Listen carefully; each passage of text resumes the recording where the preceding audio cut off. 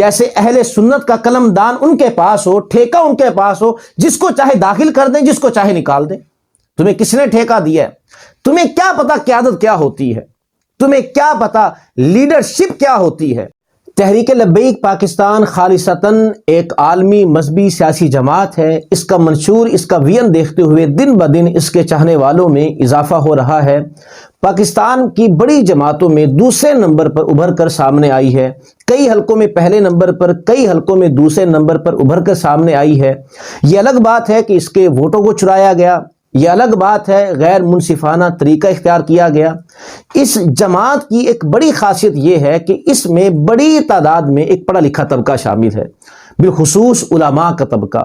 اس میں ڈاکٹرز ہیں، اس میں انجینئر ہیں، اور اس میں ہر وہ فرد ہے، ہر وہ طبقہ شامل ہے جو پاکستان کا مستقبل روشن کر سکتا ہے، جو نوجوان نسل کو صحیح ڈائریکشن دے سکتا ہے۔ ہر طبقہ ہائے لوگ اس میں شامل ہیں۔ چونکہ یہ عالمی تنظیم بن چکی ہے، اس میں ہر طبقے کے لوگ شامل ہیں، ہر مسلک کے لوگ شامل ہیں۔ حافظ سعد حسین رضوی صاحب اور پاکستان عوامی تحریک کے لوگ ایک پلیٹ فارم پر اکٹھے ہیں۔ یہ کتنی خوشائن بات ہے کہ جماعتوں میں اتحاد پیدا ہو رہا ہے، لوگ ہمارے شانہ بشانہ کھڑے ہو رہے ہیں، دیگر مسائل کے لوگ ہمارے پاس آ رہے ہیں۔ مقصد کیا ہے؟ نظام مصطفیٰ کو رائج کرنا، دین کو تخت پر لے کر آنا۔ اب اس بات پر ایک چھوٹا سا طبقہ جو کہتا تو اپنے آپ کو علماء ہیں، لیکن علم کے ساتھ ان کا دور دور کا بھی واسطہ نہیں ہے، نہ تاریخ کے ساتھ واسطہ ہے، نہ مطالعہ کے ساتھ، نہ سیرت النبی صلی اللہ علیہ وسلم کے ساتھ ان کا کوئی واسطہ ہے۔ اب وہ یہ کہہ رہے ہیں کہ تحریک لبیک پاکستان اب یہ اہل سنت کی جماعت نہیں رہی۔ جیسے اہل سنت کا قلم دان ان کے پاس ہو، ٹھیکہ ان کے پاس ہو، جس کو چاہے داخل کر دیں، جس کو چاہے نکال دیں۔ تمہیں کس نے ٹھیکہ دیا ہے؟ تمہیں کیا پتا قیادت کیا ہوتی ہے؟ تمہیں کیا پتا لیڈرشپ کیا ہوتی ہے؟ تمہیں کیا پتا لیڈر کہتے کسے ہیں؟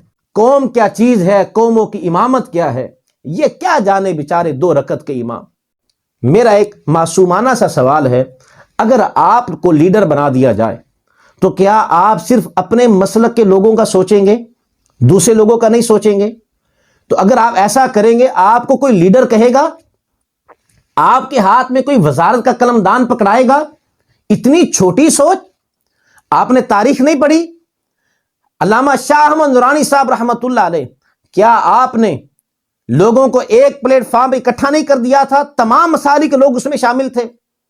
کیا آپ نے سیرت کا مطالعہ نہیں کیا؟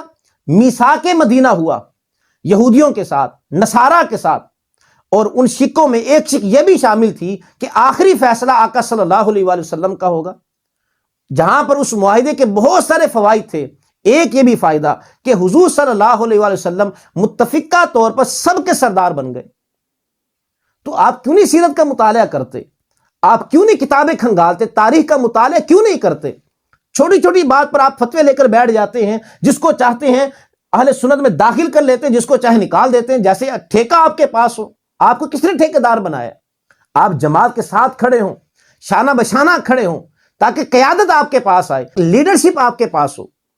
آپ چھوٹی چھوٹی باتوں کو لے کر بیٹھے ہوئے ابھی تک، کب اس دائرے سے باہر اپنے آپ کو نکالیں گے؟ ایک کنویں کے مینڈک نہ بنیں، آپ باہر نکلیں اور دنیا کو دیکھیں، دنیا کو سمجھیں، دنیا داری کو سمجھیں، سیاست کو سمجھیں۔ آپ چھوٹی چھوٹی بات لے کر بیٹھے ہوئے ہیں۔ آپ لوگوں کے لیے علامہ اقبال رحمۃ اللہ علیہ نے فرمایا تھا، قوم کیا چیز ہے، قوموں کی امامت کیا ہے، یہ کیا جانے بیچارے دو رکعت کے امام۔